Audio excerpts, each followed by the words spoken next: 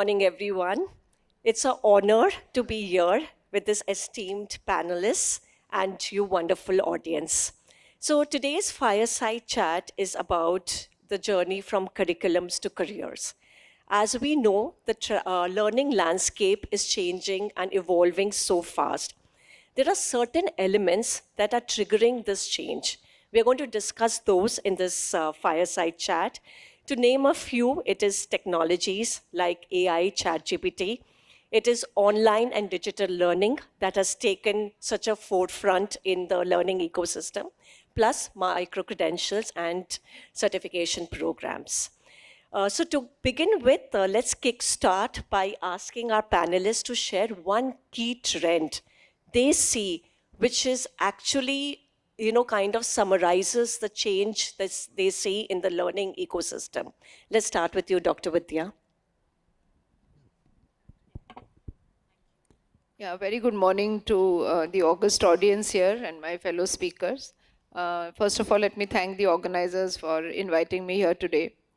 I think it's a very relevant question, more so post-pandemic, because we certainly see a sea change in what students were prior to the pandemic and what students are today, post-pandemic. In fact, I live on the university campus, and when I go for my walks and I see students, even their physical appearances are far different from what they were earlier. It's a very different generation, as if, it was almost a whole decade of generation that you see, when you meet them. I think it's all about shifting from, what was paper and pencil and a book, or from something that, all of us learned the way we learned during our, university times, to a very highly technology-driven, learning space.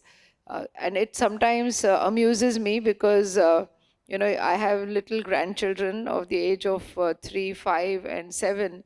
And it really, I'm shocked to see the kind of technology they all use. Sometimes it bothers me, and sometimes I'm happy that they're learning at such a young age. So that's been a shift, not just at higher education, but at the school level as well. And I think the challenge is more for us as academia to cope up with the shift in learning space, and to see how well we can adapt ourselves to the very smart, technology-driven young population that we cater to in our classrooms. Bharat, one key trend from you. So, adding to what Vidya ma'am has just now mentioned, first and foremost, I should also thank the organizers for having me on this stage. I come from Pune, heading the institute called VIT Pune and Vishwakarma University. One key trend, of course, is hybrid education that we all know. Collaboration amongst us on the workplace, we find challenges. We see that we want to come back to office. Work from home is no longer a supposedly very, very effective system of working. But in education, studying from anywhere has become a trend. Even on campus, I see students with their laptops, and we feel, what are they doing? Are they working on a project or an assignment? But they are actually on a video call or in a meeting with their fellow students to work on a project. One key trend that I see, of course, apart from hybrid education, is a shift towards internships and internship to placements. Lot of companies used to hire on-campus freshers. Now this trend is increasingly moving towards, first, that in the sense of the student, not through only an interview, but a 6 months of internship, and then that internship gets converted to a placement offer. Prashasti. Thank you. Thank you for having me here, and great to share stage with Dr. Vidya and Bharat here. Both of the educators talked about from the academia lens. And if you realize, they talked about a student. Their center, their fulcrum is actually what a student is gaining. Coming from Coursera, I'll take a other side lens on graduation outcomes. So the key trend that we see is industry says that I would love to have students who are ready to deploy, which means the students have gained learning that is job relevant, built all foundation skills, have a culture of lifelong learning, when they enter my premises. We live in a VUCA world. Generative AI has impacted a lot of productivity in different organizations, and it's not limited to technology because all sectors are tech-enabled. So are the students developing those skills and ready to unlearn and relearn while they're on the job? Because I, as a corporation, do not have the bandwidth to retrain the students when they enter the job sector. So I think that's a key trend driving everything around how we are relooking at curriculums to make sure careers are enabled. So this is the foundation for our discussion also today, and I'd like to reiterate advancing technologies, hybrid learning, and having industry-specific learning for great deployment of the students. So, today India has 4 crore students in higher education institutions. Yet the complaint from the industry is that they're not meeting skills to fill the job requirement.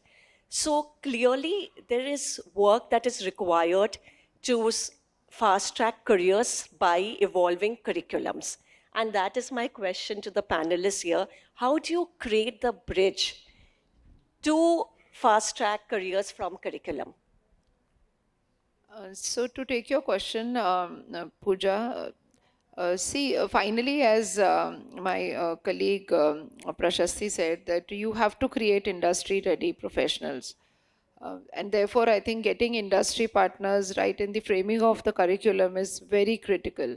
For us in Pune, probably it's easy because you have huge industry, there, right there in Pune, and people from the industry willing to come on our various committees, board of studies, academic council, etc.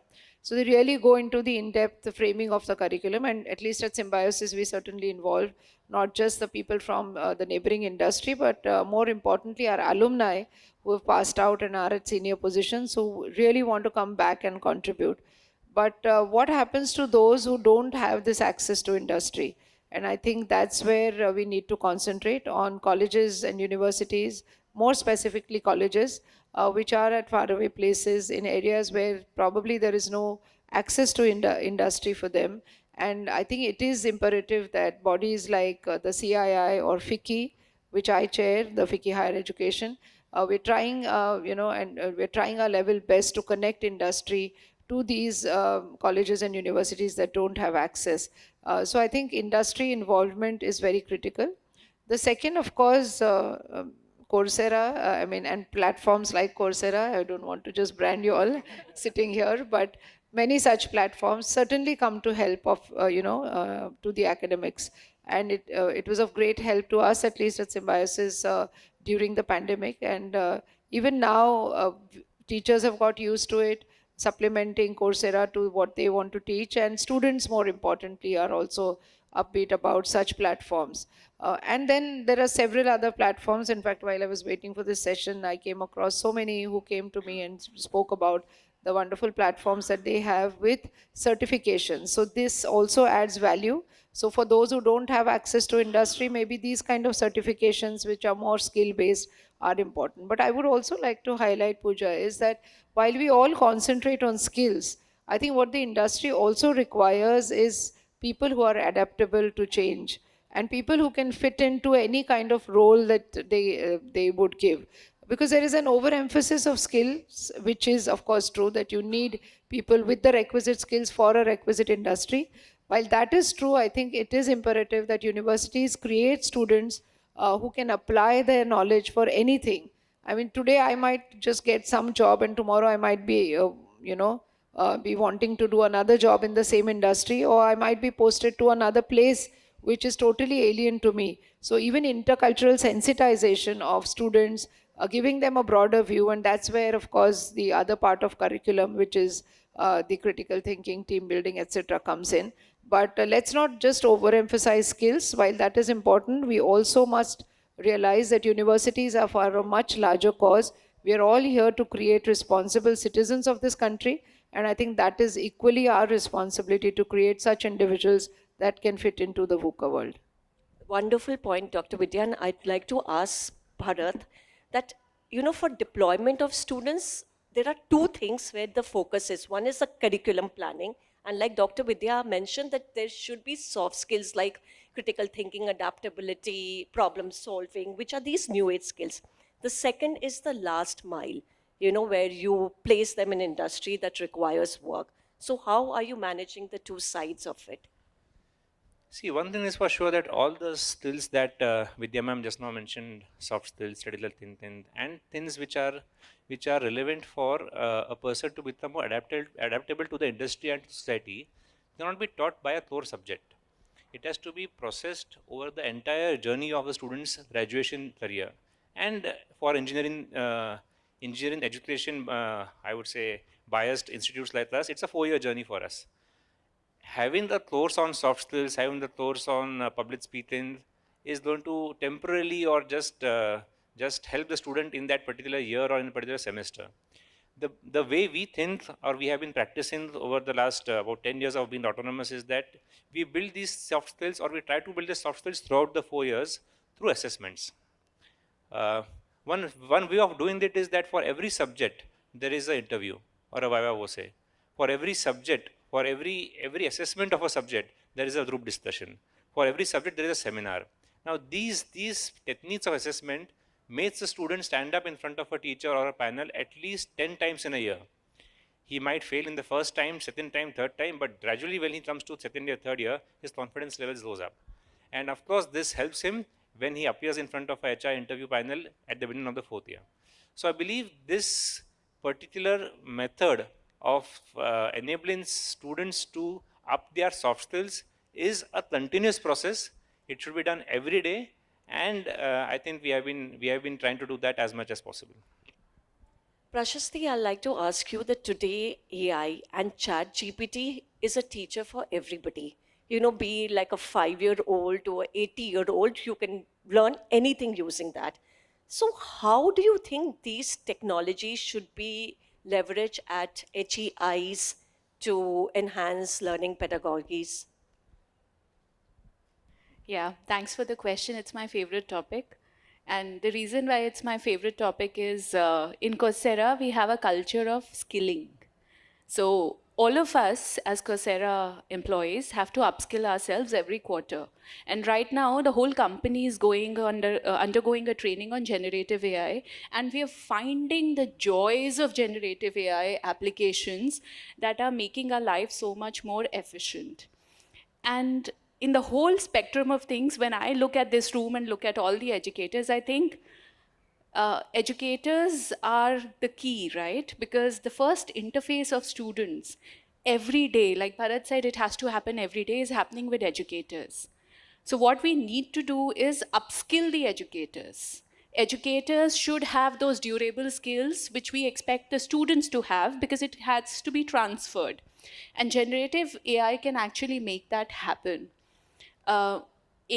You can figure out what are the specific domains in your area which are upcoming, and you can upskill yourselves, get certifications. But at the same time, can you provide 24/7 care to your students to answer the questions that they have in their head?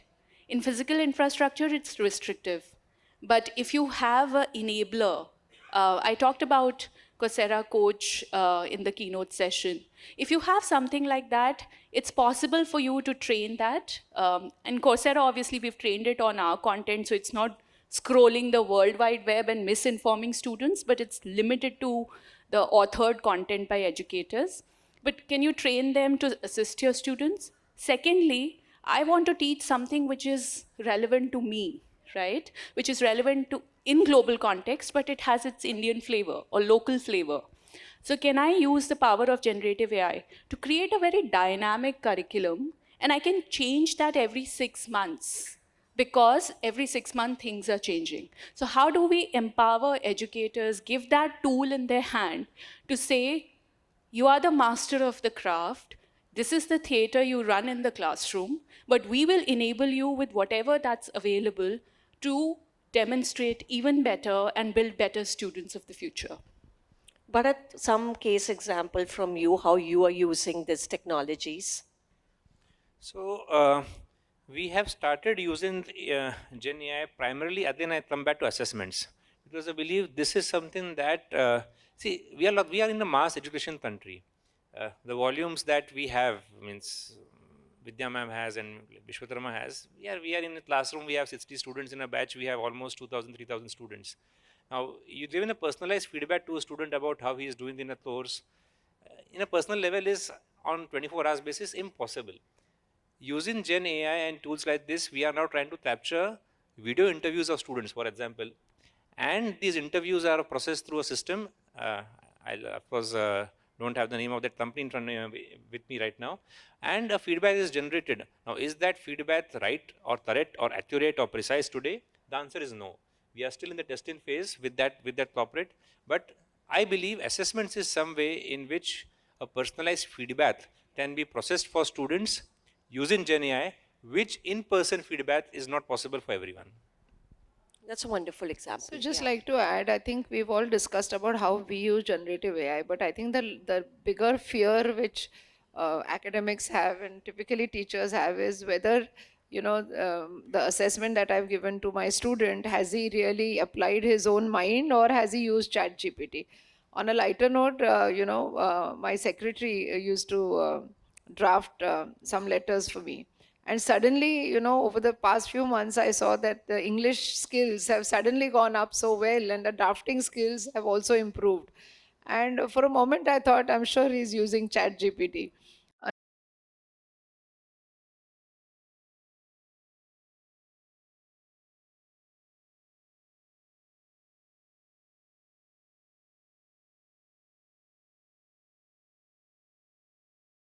ChatGPT. I think that's the larger challenge that teachers are facing today.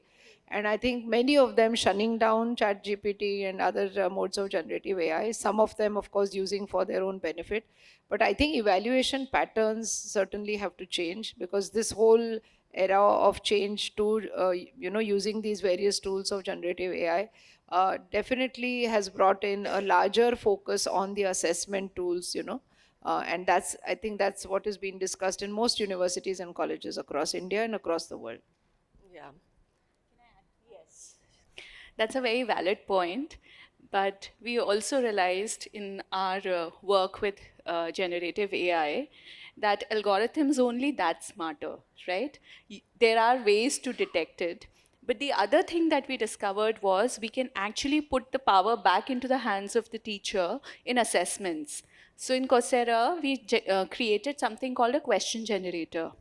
So once you upload your syllabus and learning outcomes, it can generate question banks for you to create your own assessment. And because it is in draft mode, you can go and change the data, you can change the way the questions are answered, you can also upload your own questions. And that has restricted students from gaming the system. Because, if the faculty is setting up the questions, even if they are generated by AI, students don't really get that right. And there are enough detection algorithms to cover that. But you're right, we may have to look at more subjective assessment methodology soon. So micro credentials are playing a pivotal role in learning ecosystem. And today there are 2,900 micro-credential courses for higher education institutes. And I think Coursera kind of creates 75% of those. That's what I read in one of the articles. So, Prashasti, I think you should come and you should explain that how that is being a game changer for curriculums to careers. Thank you for the research, Puja. I thought we are at 90%, but I stand corrected at 75%. So Coursera is obviously an enabler that plugs into a corporation or a university or citizen skilling when it comes to government. So we have to constantly cater to what are the needs of our learner. We are a very learner-centric organization because we were founded by two professors. And that gave us an idea that there's a little bit of a gap between how industry is learning, how universities are learning. So how can we bridge that gap? So we went to the industry and said, well, you have needs. Can you create those skills that we can also pass on to everybody who needs those skills. And industry was very happy to come on board, which is why we have now over 175 industry partners. They said, if I were to hire a data analyst at Google, I will need these skills, prerequisite skills, to do these 2-3 jobs. So we created micro-credentials that cover all those skills, put in capstone projects and lab environments for students to practice and demonstrate that they have actually learned it, and they earn a certificate, and then they are job ready, which means when they flash these certifications in their recruitment process, the organization is assured that this student has done everything which is required for this role. And I talked about Anaga Bharatwaj, who's studying at a Coursera for Campus partner, and how Coursera for Business partner, Axis Bank, hired her because she had a data science certification from IBM, and which is why the Job Connect happened. So that flashing of skills, proving that I have learned it, and the rigor is supremely important. Dr. Vidya. I'd just like to add that while micro-credentials are very critical, important, because it's like a certification being, stamped or certified by another very authentic agency or organization, and that definitely gives the trust and faith to a company that's going to hire that individual. But that can only supplement what universities do and colleges do, right? It cannot replace. And I think all of us need to bear in mind as academics here that whatever support that we get from various companies that come forward, and sometimes I think all of us also get confused because there are too many now offering such micro-credentials, but nevertheless, they're good, but they have to support us in our teaching. We should not lose the flavor of being, teachers in classrooms, imparting knowledge the way we were imparted knowledge by our teachers. And I think teachers cannot be replaced by any kind of, tools. They can only be supplemented. I have an industry partner of a major EV component manufacturer, Tata Autocomp. The CEO mentioned to me that, and I had the similar jargon question that, what do you think are the new age skills we should teach our students in engineering? And his answer was simply teach them fundamentals. I never knew EV 3 years before. I am 60 years old, and now I've learned everything about EV when I'm on the job. Just teach them strong fundamentals. So micro-credentials are important because they offer the right bridge between the college life and the first placement. But fundamentals still, I believe, remain relevant and the most important in the academic system of the curriculum. So when you talk about the fundamentals that are so critical, and when we talk about blended learning, digital learning, online learning, hybrid learning, how do you make sure that learning is actually happening out there? So, maybe some insights on the new age digital learning plan.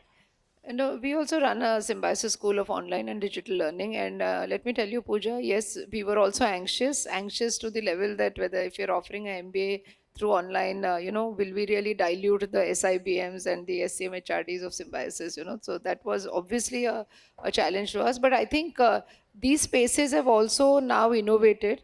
And there is a huge group of students or, crowd of students, I would say, who doesn't have access to formal education. So, it is a challenge, and that's where, companies like these come to support us and help us. So I think we can make that life enjoyable. What we did, we picked up a teacher, a hardcore teacher who was excellent in class and administration from our undergraduate institution, and made her the director of the School of Online and Digital Learning. And I'm so happy that she conducts open houses, the way she's passionate about students, she does events online. So she's created a virtual college or a university. And I think it's all about how passionate you are and how you engage with your students, whether on campus or online, depends on who actually leads it. Bharat? Online hybrid, of course, has, and we have seen this also be an enabler to display what best teaching comes out to be. Now, for example, I have a volume of almost 2,000 students at the first year level. Mathematics is taught to every child. Now, how many teachers of mathematics do I require? Assuming a class of 60 students. In the online mode, we assume that similar 50-60 students should attend one classroom, but to a better teacher, a more better equipped teacher, a more effective teacher, almost all 2,000 students used to join the online class.